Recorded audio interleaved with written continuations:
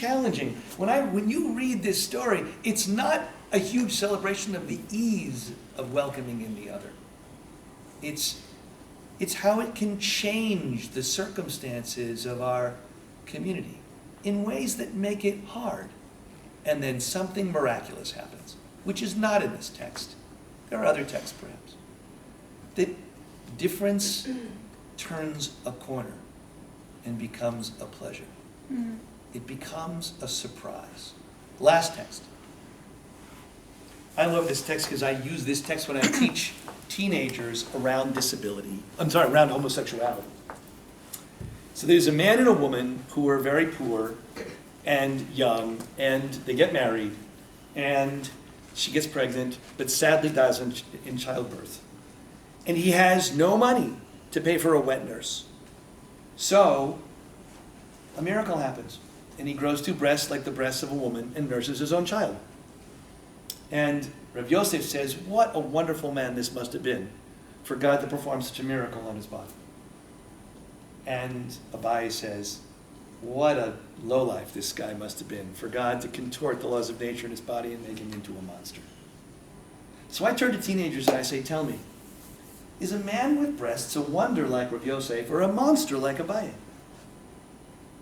Don't answer that. Do you think a gay person is more like Rav Yosef, a wonder, or more like Abai, a monster? No, don't answer that. Tell me this.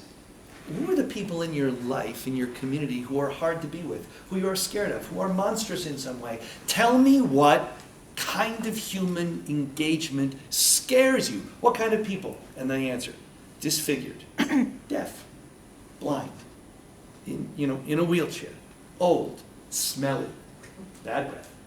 They go all kinds of funny characteristics, right?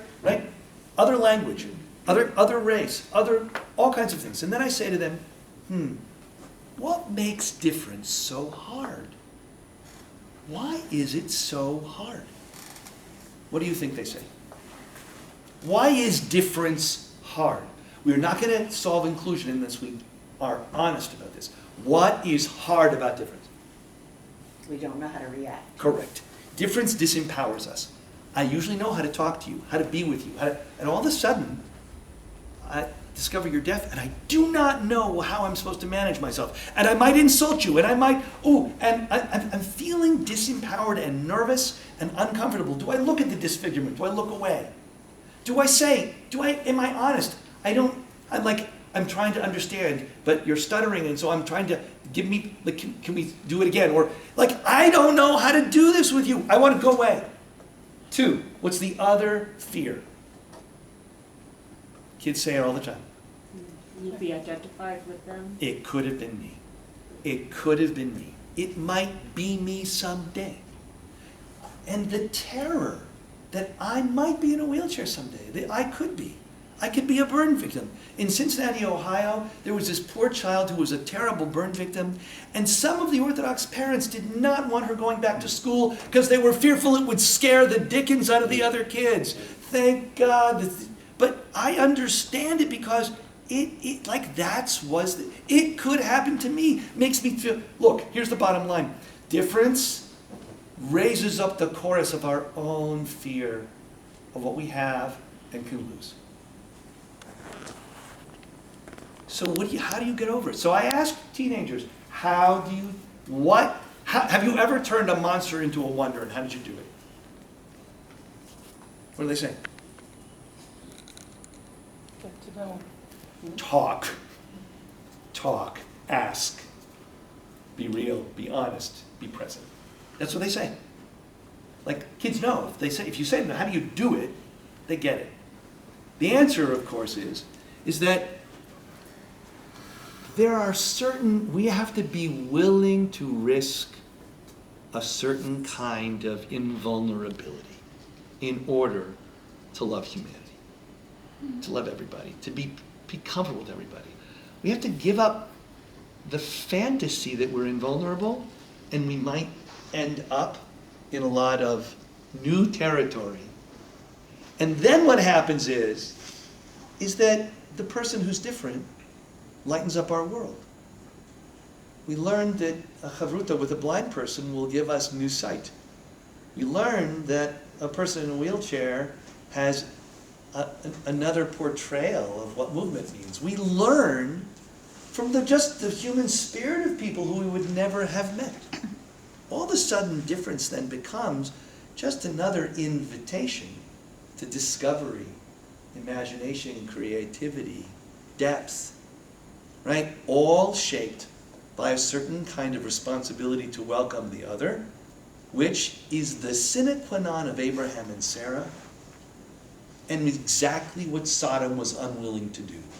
There was a bet at Sodom, says the Midrash, that if you were too tall, they cut off your feet, and if you were too short, they stretched you. Sodom is not only afraid of poverty. They are. That's one of the reasons Sodom is kind of like fearful of travelers because they're going to take their money. That's the immigration question of Sodom, right? But the other question is, Sodom is just afraid of difference. They want a gated community, a Floridian gated community, so no one comes in who scares me because your difference or your need will take from me. And what's Avram? I'm curious about your difference. Your need is my duty. How can I help? That is what it means to be Jewish. There is nothing else that Avram represents bigger than that. That's what the Rambam's saying. Nothing bigger than your need is my duty and your difference my pleasure. I want to end with the story of Avram and of Moshe. So what do we do? So what do we do with this text? That only the Bali Mumin had all be healed. So the last line of the text is amazing. Because it says, very shortly, but after the golden calf, all the Mumin came back. So I'm thinking, all the Mumin came back? And then what happens? Here's what happens. They fail. God rejects them. Moses insists. God decides to forgive them slowly and then says, okay, Moses, you create new tablets that you will hew out of the rock and lift up the mountain. Imagine the scene. Moses walking up the mountain, not down, with tablets, almost in a reverse revelation to God. God's saying, okay, if human beings need to reveal something to me in order for this to work, I'm ready. And God is at the top of the mountain waiting for revelation in reverse. And then God can write on those tablets in a way that's sustainable and human. Those tablets are half human and half divine. And those tablets never break. And those tablets are given to a human community where there are different kinds of people, where Moshe, who stutters, is totally present, where Avram Avinu and Sarah Imenu, according to one midrash, can you get this? Were both tumtumim.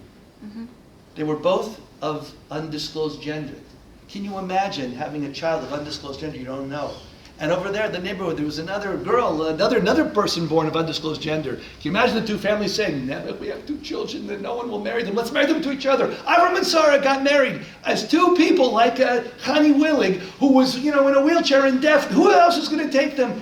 And they, what kind of midrashic tradition is willing to claim our father and mother were of unspecified gender?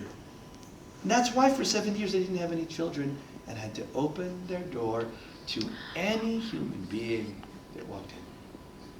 Their tradition is at the edge of capacity for actually being totally transformative on this issue.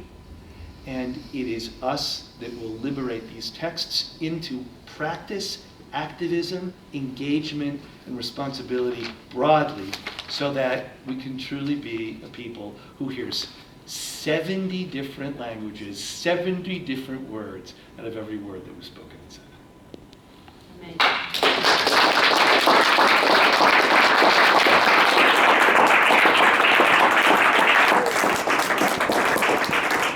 All right, so we're going to have two brief responses. This needs to get to that table, I think. I'm just going to basically cite a text very quickly. And this goes for these two tables. It's Hebrew and English, and I have for you guys. And I just want to do three things very, very briefly. I think I might have done the wrong one.